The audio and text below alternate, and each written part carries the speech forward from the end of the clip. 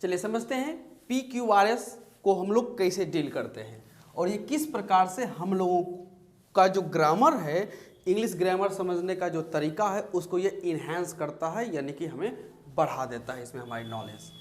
चलिए तो नाम से ही स्पष्ट है, जैसे PQR और S, PQRS। अब इसमें मैं एक क्वेश्चन बनाता हूँ।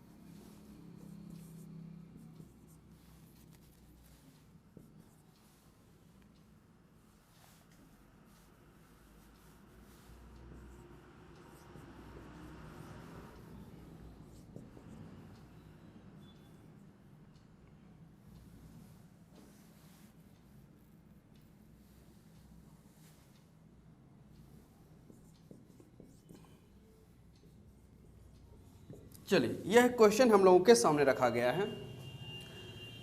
PQRS, मैं बहुत ही बेसिक लेवल का PQRS आप लोगों को भी समझा रहा हूं। ओके, अब यहां पर है कि help you if do this work Tannu will if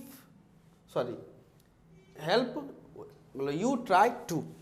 अब ये आपको एक स्टेटमेंट है या यूं कहेंगे एक सेंटेंस है जिसको 4 पार्ट में डिवाइड कर दिया गया है। PQRS एक सेंटेंस है, इसको 4 टुकड़ों में बांटकर इसे कंफ्यूज करके रख दिया गया जंबलिंग फॉर्म में।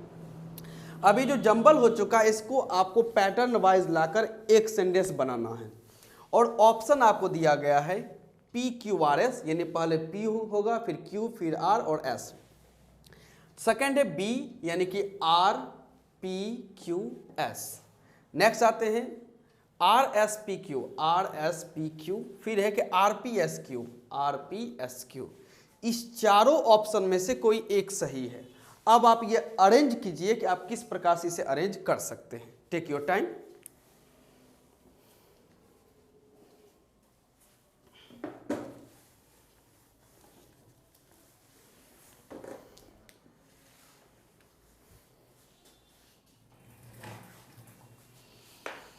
चलिए आराम से अपना समय लीजिए और सॉल्व करके बताइए क्या होना चाहिए।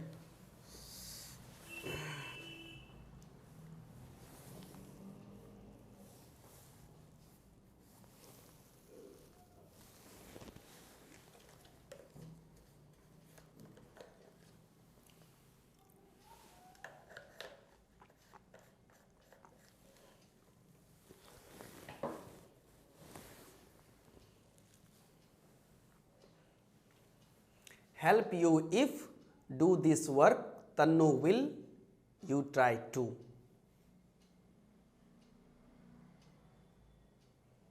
ऑप्शन है PQRS, RPQS, RSPQ, RPSQ।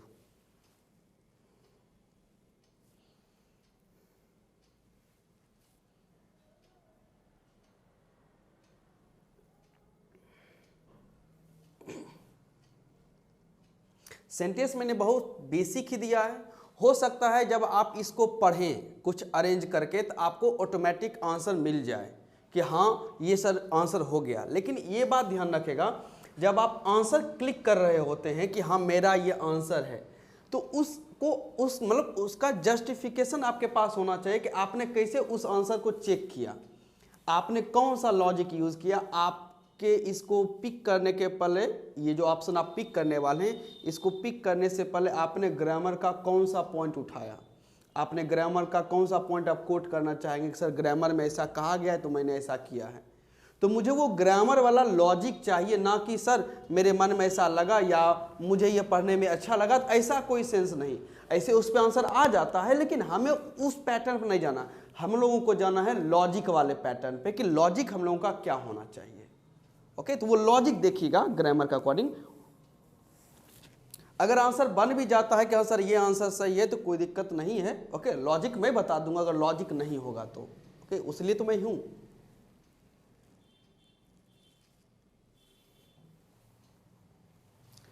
चलिए अब मैं कोशिश करता हूं बताने का। अब इसमें आते हैं, जिसे हो सकता है आपके माइंड में आएगा कि सर पहले पी से स्टार्ट करते हैं, किसी के माइंड में आया क्यू, किसी ने सोचा आर, किसी ने सोचा एस, तो जो भी सोच सकते हैं, आपको लग सकता है आप अपने अकॉर्डिंग बना सकते हैं। लेकिन इसको जब आप पी क्यू आर एस को डील करते हैं, ओके, तो पहले ऑप्शन को देख लीजिए, एक बार ऑब्जर्व कीजिए। सबका इसको सॉल्व करने का अपना अपना पैटर्न है। जब आप पी क्यू आर एस को सॉल्व करना सीख जाते हैं तो आप खुद अपना एक तरीका डेवलप कर लेते हैं अपने अंडरस्टैंडिंग के बेसिस पे। अब यहाँ देखें, ऑप्शन कह रहा है कि पी और आर, आंसर हो सकता है सिर्फ पी और सिर्फ आर की मदद से। किसकी मदद से? सिर्फ पी और सिर्फ आर की मदद से, और तो नहीं। यानी कि क्यू एस, ये जो क्यू है और ये जो एस है, इससे तो हमें बनाना ही नहीं है। इससे हमें बनाना हो सकता है किन्हीं के माइंड में आ रहेगा सर यू ट्राई टू से बना के देखते हैं, एस वाला माइंड में आ सकता है कि यू ट्राई टू से एक बार बना के देख सकते हैं। लेकिन क्यों बना के देखना जब हमारे पास वो ऑप्शन ही नहीं है, आंसर ही उस प्रकार का नहीं दिया हुआ है, तो हम लोग क्यों बना के देखें। इसलिए ऑप्शन को अगर एक बार देखें तो हद तक आपको आंसर ये ऑब्जर्व हो जाता है। तो चलिए हम लोग देखते हैं, ऐसे तो होगा नहीं, तो पी और आर से। पी में दिया हुआ है हेल्प, ओके, और आर बात करते हैं आर में, तो आर में दिया हुआ है तन्नू। अब बात करें कि जब भी कोई भी स्टेटमेंट हम लोग बनाना शुरू करते हैं, हम लोग स्टेटमेंट बनाना क्या करते हैं, शुरू करते हैं, तो हम लोग एक सेंटेंस को पिक कर रहे हैं। तो सेंटेंस को पिक करने में सबसे पहले हमें हम लोग क्या चाहिए, सब्जेक्ट चाहिए। क्या चाहिए? सब्जेक्ट। जब हम लोग सेंटेंस बनाते हैं तो उसमें हमें एक चाहिए सब्जेक्ट, और सब्जेक्ट के प्लेस पे दो ही शब्द आ सकता है, एक नाउन आ सकता है और एक क्या आ सकता है, प्रोनाउन आ सकता है। लेकिन इस हेल्प की बात करें तो हेल्प जो है वो है वर्ब। हेल्प क्या है? वर्ब। और वर्ब कभी सेंटेंस का सब्जेक्ट बनता नहीं है। तो इस बेसिस पे जो हम लोगों का पी वाला ऑप्शन है वो भी हो गया गलत, यानी ये पी तो नहीं होगा। अब कंफर्म हो गया, क्योंकि हेल्प वर्ब है और सब्जेक्ट जब हम लोग शुरू करेंगे कोई सेंटेंस बनाना तो सब्जेक्ट प्लेस पे एक नाउन आएगा और एक प्रोनाउन, तो पी कट गया। अब बात करते हैं आर में, तो यहाँ आर से शुरू करना है। तो आर के बाद यहाँ दिया हुआ है पी, आर के बाद एस और आर के बाद पी, तो यानी आर के बाद पी हमें देखना है। तो क्या आर के बाद पी होना चाहिए? तो Tannu will help, Tannu will help you. तो अगर आप पढ़ें कि तन्नू विल हेल्प यू तो आपको लगेगा सर ये तो सही है कि तन्नू विल हेल्प यू, ये तो सेंटेंस सही बैठ रहा है, पढ़ने में अच्छा लग रहा है। लेकिन एक बात जब सोचें, जब आप पढ़ रहे हैं कि तन्नू विल हेल्प यू, तो इसको आपको सही करने के पीछे आपके पास क्या लॉजिक है? कोई स्ट्रैटेजी है? कोई ग्रामर का कोई पॉइंट, कोई कॉन्सेप्ट, कोई रूल आप कोट करना चाहेंगे? कैसे आपको पता चला कि तन्नू विल हेल्प यू सही होगा? इसके पीछे का कोई रीजन, कोई ग्रामर का पॉइंट बताएं, जिसे जब कोई भी एडवोकेट या लॉयर जब केस लड़ने के लिए कोर्ट में जाता है तो वो बोलता है ना कि सर संविधान में धारा ये है, अनुच्छेद ये है, इसके बयां पे मैं ये अपने बात करना चाहता हूं और इसको मैं कोट करता हूं। कोट मतलब एग्जैक्ट वही बात बोलना। तो आप जब इसको सही कर रहे हैं कि आपके अकॉर्डिंग के आर के बाद सर पी सही है, तो आप ग्रामर का कौन सा कॉन्सेप्ट, कौन सा पॉइंट, कौन सा रेफरेंस को आप देना चाहते हैं वो देना पड़ेगा। जिस लेवल में आप हैं सीनियर सेकेंडरी में, आपके पास रेफरेंस नहीं है देने को, आपके पास लॉजिक नहीं है देने को, तो फिर आप अपने पॉइंट को जस्टिफाई नहीं कर पाएंगे। इसलिए मैंने पहले भी कहा था कि आंसर सही होते हुए भी आपका आंसर गलत हो सकता है, because you have no logic, no concept. Okay, आप किसी भी बात को इंक्लूड ही नहीं कर रहे होते। अब मैं उस बात को इंक्लूड करता हूं कि आर के बाद पी बिल्कुल सही है, लेकिन लॉजिक क्या है कि अब लॉजिक आप कह सकते हैं सर यहां जो विल है, क्या है? विल। तो एक मॉडल वर्ब होता है, मॉडल वर्ब बहुत सारे हैं मॉडल वर्ब्स, जिसे हम लोग बात करते हैं शैल का, विल का, कैन होते हैं और भी बहुत सारे हैं, अभी हमें पूरा नहीं देखना है, डॉट डॉट डॉट आगे बढ़ते चले जाएंगे। तो शैल, विल, कैन ये सब मॉडल है, और इन सब के बाद हमें चाहिए वर्ब का पहला फॉर्म। वर्ब का कौन सा फॉर्म? First form. अब जब मैं ये बात कर रहा हूँ तो मैं तो ग्रामर की ना बात कर रहा हूँ, जो इंग्लिश ग्रामर में बात शामिल की गई है कि मॉडल के बाद जो shall, will, can, could, may, might, should, would, ये सब यूज टू जो आते हैं, नीड, डेयर, इस सब के बाद आपको वर्ब का कौन सा फॉर्म चाहिए? फर्स्ट फॉर्म चाहिए। अब यहाँ आप सोचिए विल वही मॉडल है, इसका वर्ब का पहला फॉर्म कौन है? अब आर के बाद या तो पी आएगा, नहीं तो आर के बाद एस आएगा। तो विल के बाद यू तो आ नहीं सकता है क्योंकि यू प्रोनाउन है। अब मुझे मॉडल के बाद क्या चाहिए? वर्ब का पहला फॉर्म चाहिए, और वो वर्ब का पहला फॉर्म कौन होगा? पी। यानी आर के बाद पी सही है, तो ये एस वाला सिस्टम भी कट गया, आर एस। अब हमारे पास आया कि सर आर के बाद पी हो गया, कोई दिक्कत नहीं। लेकिन इस ऑप्शन तक हम लोग पहुंच कैसे रहे? तो अपनी ग्रामर की अंडरस्टैंडिंग पर कि मॉडल के बाद वर्ब होता है, सब्जेक्ट के जगह पे नाउन या प्रोनाउन आ सकता है। ये दोनों बात ग्रामर की कोट है, कोई हिंदी नहीं चल रहा है इसमें। ओके, अब आते चलिए, Tannu will help you if. अब इसके बाद क्या होना चाहिए? आरपी के बाद क्यू एस होना चाहिए या एस क्यू होना चाहिए? अब इसमें एक और बात मैं बताता हूं कि Tannu will help you if क्या होना चाहिए? इफ डू दिस वर्क या if you try to do this work. तो अगर आप इसे पढ़ें एक बार, Tannu will help you if do this work you try to, बात जमी नहीं। Tannu will help you if you try to do this work, बात तो जम गई कि Tannu will help you if you try to do this work. यानी आर पी एस क्यू सही आ रहा है, आर पी एस क्यू हमारा आंसर सही हो गया, बिल्कुल हो गया सही, कोई दिक्कत नहीं। फिर अब मैं बात कोट करता हूं कि जब मैं इस सेंटेंस को पढ़ रहा हूं कि R P S Q, Tannu will help you if you try to do this work, तो हमारे में माइंड में आ रहा है कि पढ़ने में तो अच्छा लग रहा है, पढ़ने में तो गुड सेंस दे रहा है, अच्छा दे रहा है, तो इसको क्यों ना सही आंसर मान ले। लेकिन फिर वही बात आती है, क्या रेफरेंस है आपका, वो बात भी तो शामिल होना चाहिए। आप किस बात को कोट करने की कोशिश कर रहे हैं, अगर वो नहीं होगा फिर पॉसिबल नहीं है। तो मैं आपको फिर बताता हूं। अब यहां देखें, ये जो टू है, टू, तो टू जो है इसे हम लोग कहते हैं पार्टिकल, प्रीपोजिशन भी कहते हैं, लेकिन अभी मैं बात कोट कर रहा हूं मेन बात कि टू पार्टिकल है, और पार्टिकल के बाद हमेशा हम लोग वर्ब का पहला फॉर्म लिखते हैं। पार्टिकल टू पार्टिकल है, इसे हम लोग इन्फिनेटिव फॉर्म भी कहते हैं, टू प्लस वर्ब का फर्स्ट फॉर्म। तो टू प्लस टू के बाद आप क्या पुट करते हैं? वर्ब का फर्स्ट फॉर्म पुट करते हैं। तो टू के बाद क्या होना चाहिए? डू होना चाहिए। टू के बाद क्या होना चाहिए? डू होना चाहिए। यानी आरपी तो हमारा सही था, ओके। अब एस के बाद क्या होना चाहिए? क्यू। तो एस के बाद की, तो आरपी एस क्यू आ गया पैटर्न, ओके। तो ये जो एक पी क्यू आर एस रहा, इसको डील करने में हमने क्या क्या सीखा? हमने एक ग्रामर का पॉइंट रेफर किया कि सब्जेक्ट के जगह पे नाउन और प्रोनाउन आ सकता है। फिर हमने देखा कि मॉडल जो वर्ब है इसके बाद वर्ब का पहला फॉर्म आता है। फिर हमने लास्ट में देखा कि सर टू पार्टिकल है और पार्टिकल के बाद वर्ब का फर्स्ट फॉर्म यानी बेस फॉर्म आता है, और उस बेसिस पे हमने इस पी क्यू आर एस को डील किया।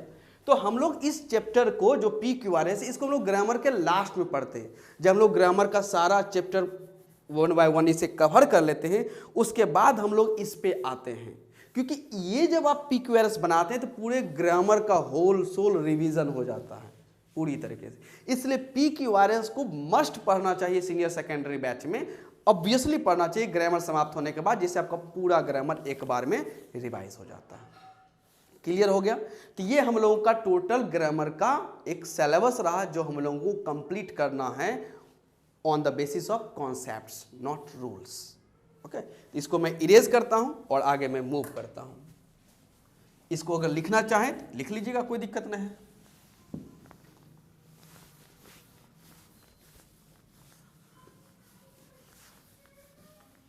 चलिए इसको ऑब्जर्व करते हैं और हम लोग स्टार्ट करते हैं अपना पहला ग्रामर का lesson P Q R S का रहे हैं, पार्ट्स ऑफ स्पीच, यानी कि POS, पूरा नाम आता है पार्ट्स ऑफ स्पीच। अब इसको समझते हैं। इतना तो बेसिक बात हम लोगों को मालूम है कि कितने पार्ट्स ऑफ स्पीच हैं, ओके।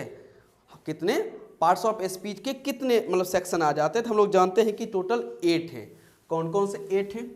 तो फर्स्ट हम लोग कहते हैं नाउन, NOUN, नाउन, इसे नाउन पढ़ते हैं, NOUN, noun.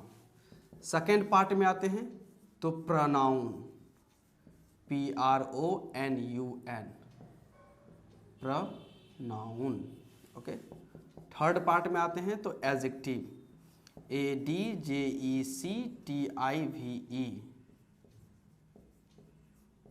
Adjective. Clear. Noun, pronoun इसे पढ़ते हैं, प्रोनाउन इसे कभी मत पढ़िएगा, प्रोनाउन इसे हम लोग नहीं पढ़ते हैं, हम लोग पढ़ते हैं प्रोनाउन। एडजेक्टिव, एडजेक्टिव नहीं, डी साइलेंट है, तो नाउन, प्रोनाउन, एडजेक्टिव, वर्ब इसे पढ़ते हैं वर्ब, वर्ब नहीं पढ़ते हैं। क्या है ये? वर्ब है। तो noun, pronoun, adjective, verb, ADVERB। क्या पढ़ते हैं इसे? एडवर्ब नहीं, adverb, adverb. Okay, number 6 PREPOSITION,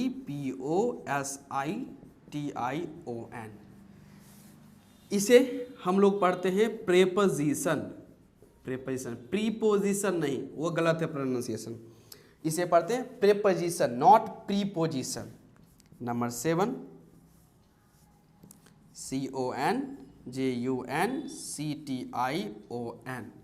conjunction, conjunction, noun, pronoun, adjective, verb, adverb, preposition, conjunction. और नंबर 8 पे आते हैं तो interjection, INTERJECTION,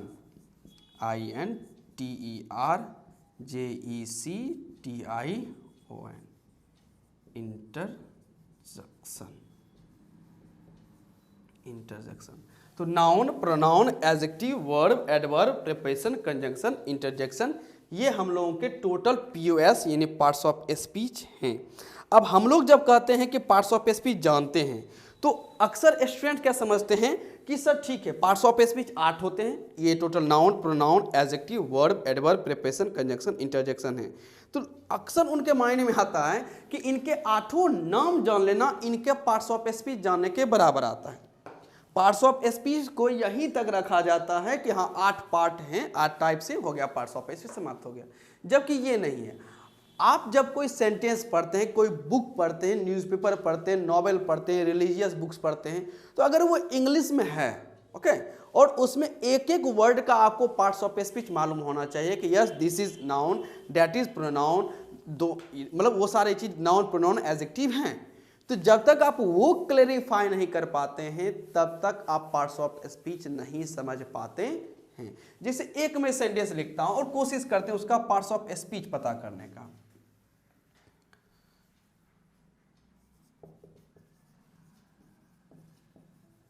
Sita and Ram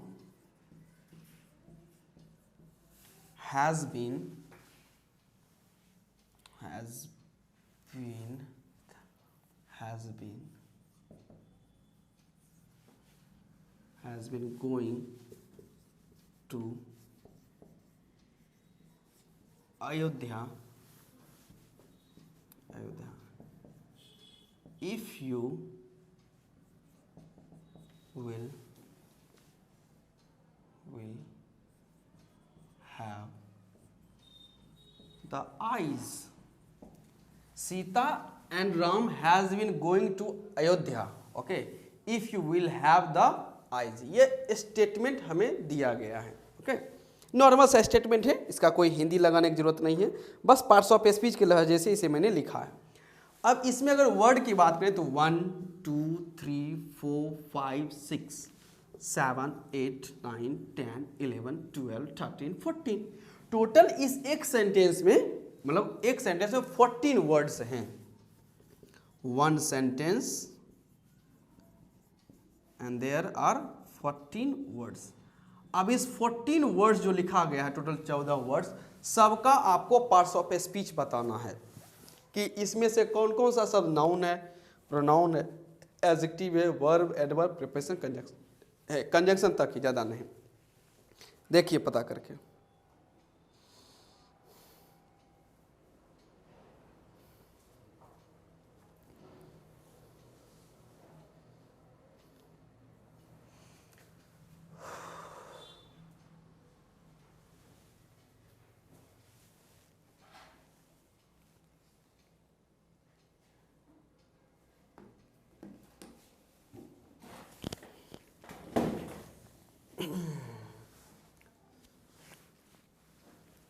Sita and Ram has been going to Ayodhya if you will have the eyes.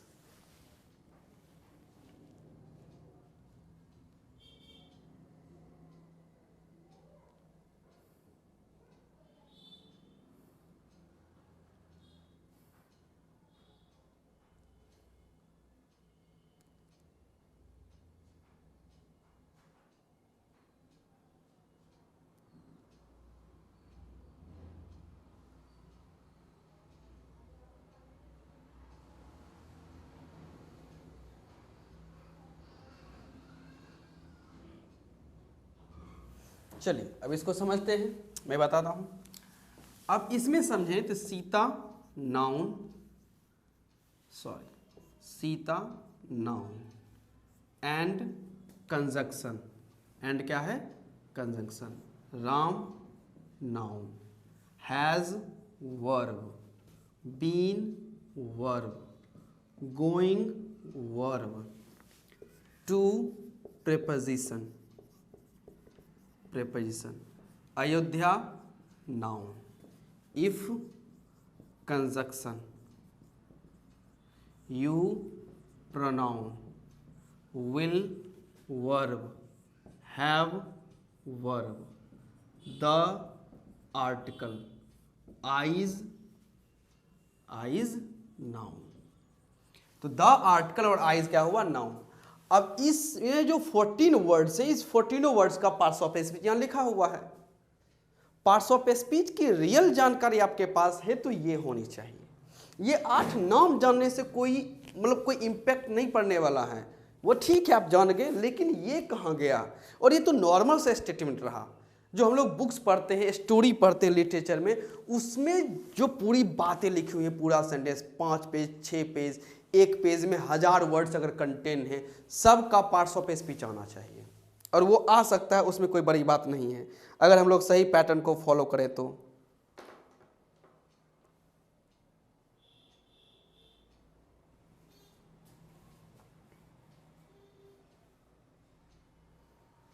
चल, तो अब इसी बात को हमें समझना। अब ये बात कैसे आया, इसका लॉजिक कैसे मैंने वर्ब पिक किया, कैसे मैंने नाउन किया, ये सब सीता को नाउन इस वजह से नहीं कहना क्योंकि नाम है, ये सारे पैटर्न नहीं हुए। कुछ ग्रामर का पॉइंट चाहिए जो मैंने हाल फिलहाल में आपको करवाया भी, और अब मैं उसी पे मूव कर रहा हूँ। ओके, तो अब ओरिजिनली में स्टार्ट करते हैं रियल में पार्ट्स ऑफ स्पीच की क्लास। अब यहाँ से आपको कोई भी चीज़ मैं आपसे पूछूंगा नहीं, सिर्फ और सिर्फ मेरा काम अब रहेगा आपको सिखाना, और आपका काम है सीखना, वन एंड ओनली।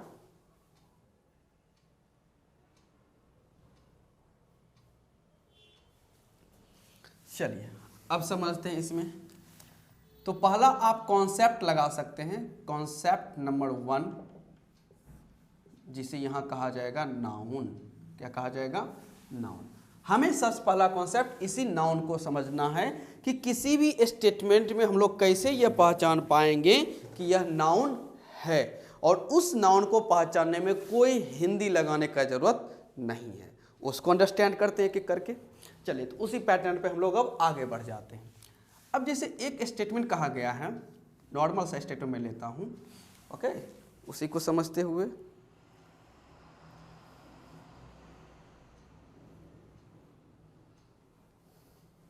चल, जिसे कहा गया है कि Radha will come here, Radha will come here. अब इस एक सेंटेंस में टोटल 4 वर्ड्स है। कितने वर्ड्स हुए? 4 वर्ड्स। यहां आपको पहचानना है कि जो पार्ट्स ऑफ नाउन आपको पहचाना है बेसिकली कि इस स्टेटमेंट में नाउन कौन है। तो माइंड में तो आपको आ ही जाएगा कि राधा नाउन है, राधा नाउन है। अब मेरा नेक्स्ट क्वेश्चन आता है कि आपने यह कैसे आइडेंटिफाई किया। ओके, आपने यह कैसे आइडेंटिफाई किया। How did you identify that Radha is a noun? How did you identify that Radha is a noun? या how do you know that, how can you try to observe और ऑब्जर्व अ नाउन? आप इसे कैसे observe कर सकते हैं कि noun है? इसके पीछे कोई तो आपको लॉजिक दीजिएगा ना कि राधा विल कम हियर, इसमें राधा नाउन है, कैसे पता चला? आप यह तो मैं ये पहले मना कर दूंगा, आप ऐसा नहीं कह सकते कि राधा नाम है, ये नहीं है। हिंदी नहीं जाना है, ग्रामर में जाना। अब उस ग्रामर में चलते हैं। अब इसमें ध्यान रखेगा, सबसे पहले मैं बता रहा हूं आपको नाउन का आइडेंटिफिकेशन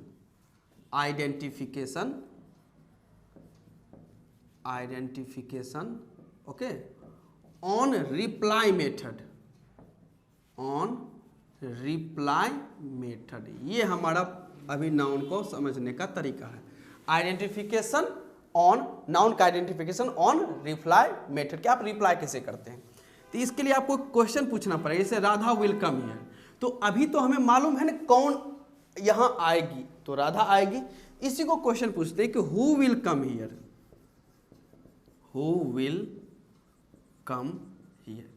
ये क्वेश्चन पूछा जाता है, हु विल कम। अब इसका जवाब आप ही दीजिए कि हु विल कम हियर का जवाब आप क्या दीजिएगा, हु विल कम हियर का जवाब क्या होगा। चलिए चलिए बोलिए।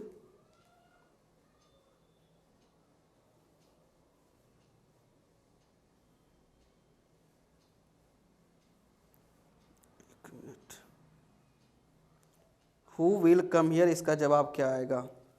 चलिए, तो जैसे सेंटेंस कहा गया कि राधा विल कम हियर, तो इसका मैंने क्वेश्चन बनाया कि हु विल कम हियर, तो आप रिप्लाई दे सकते हैं अपने आंसर पे कि Radha will come here, who will come here, तो आंसर में क्या आया, राधा। यानी यहाँ जो राधा जो लिखा गया है ये किसका रिप्लाई है, हु का रिप्लाई है। राधा विल कम हियर, इसमें मैंने क्वेश्चन पूछा कि who will come here, who will come here, कौन यहाँ आएगी या आएगा, तो जवाब आया हम लोगों को राधा। तो ये हु का रिप्लाई, और इतना बात याद रखेगा कि हु का रिप्लाई नाउन है। हु का रिप्लाई क्या है, जब कोई भी शब्द हु का रिप्लाई होता है तो वो नाउन कहलाता है। क्या कहलाता है, नाउन। और दूसरी बात ये याद रखेगा, ये तो हुआ रिप्लाई मेथड पे। अब एक और बात आप समझते हैं कि यहाँ विल कम, ये क्या है, वर्ब। विल कम क्या है, वर्ब। और जब कोई सेंटेंस आप लिखते हैं तो उस वर्ब का अपना एक क्या होना चाहिए, सब्जेक्ट। उसका अपना क्या होना चाहिए, एक सब्जेक्ट। तो विल कम हियर, इसमें सब्जेक्ट कौन है, यही राधा। और सब्जेक्ट के प्लेस पे कौन आता है, नाउन। सब्जेक्ट प्लेस पे कौन आता है, नाउन। ऑब्वियसली सही है, नाउन और प्रोनाउन दोनों आता है, लेकिन अभी फिलहाल हम लोग ले चल रहे हैं नाउन। कि विल कम एक वर्ब है, उस वर्ब का अपना एक सब्जेक्ट है, और वह सब्जेक्ट कौन है, राधा। यानी जो आप कर रहे हैं राधा हु का रिप्लाई है, नाउन है, वह इस स्टेटमेंट में किसका काम कर रहा है, सब्जेक्ट का। तो राधा जो है ये हु का रिप्लाई है, नाउन है और सब्जेक्ट है। तो नाउन को जब आप आइडेंटिफाई करना रहता है तो आप क्वेश्चन पूछते हैं हु से, खासकर जब नाउन सब्जेक्ट बन रहा होता है। तो अगर मुझे ये कहना पड़ जाए, मुझे अगर इसे कोई पूछेगा, पूछ सकता है कि राधा विल कम हियर में राधा कैसे पता चला कि ये नाउन है, तो सिंपल सा जवाब है कि ये हु का रिप्लाई है। किसका रिप्लाई है, रिप्लाई ऑफ हु। बात समझ पर हो गया कि ये हु का रिप्लाई है, इसी वजह से इसे क्या कहा जाएगा, नाउन कहा जाएगा। कोई हिंदी नहीं जानना, या यूं कहें कि सब्जेक्ट के तौर पर ये आया हुआ है, इस वजह से भी ये क्या है, नाउन है। तो हु विल कम हियर का रिप्लाई आया राधा, जो कि नाउन है, और स्टेटमेंट का क्या आया, सब्जेक्ट। एक और सेंटेंस देखते हैं, Tannu is going there, Tannu is going there. तो अब इसमें क्वेश्चन पूछ सकते हैं who is going there, who is going there, who is going there. तो आपको रिप्लाई मिल सकता है तन्नू, क्या मिलेगा, तन्नू इज गोइंग देयर। तो तन्नू हु का रिप्लाई है, नाउन है, हु का रिप्लाई क्या होगा, नाउन। और ये जो इज गोइंग वर्ब है, इस वर्ब का कौन है, सब्जेक्ट, तन्नू। तो ये सब्जेक्ट भी है। तो हमें नाउन का आइडेंटिफिकेशन एक तो आइडेंटिफाई करना है सब्जेक्ट के बेसिस पे, और एक हमें इस रिप्लाई के मैट्रिक्स पे कि हु का रिप्लाई क्या होगा, नाउन होगा, और सेंटेंस का क्या बनेगा, सब्जेक्ट। और एक इंपॉर्टेंट बात कि हु का रिप्लाई हमेशा पर्सन होता है। क्या होता है, कोई एनिमल और थिंग नहीं होगा, ये हमेशा क्या आता है, पर्सन। एनिमल और थिंग वाला काम इसमें होता नहीं है। मैं इसको ऊपर लिख दे रहा हूं, हो सकता है मिट जाए, कि तन्नू, ये वाला जो मैंने लिखा है तन्नू, जो रिप्लाई में आया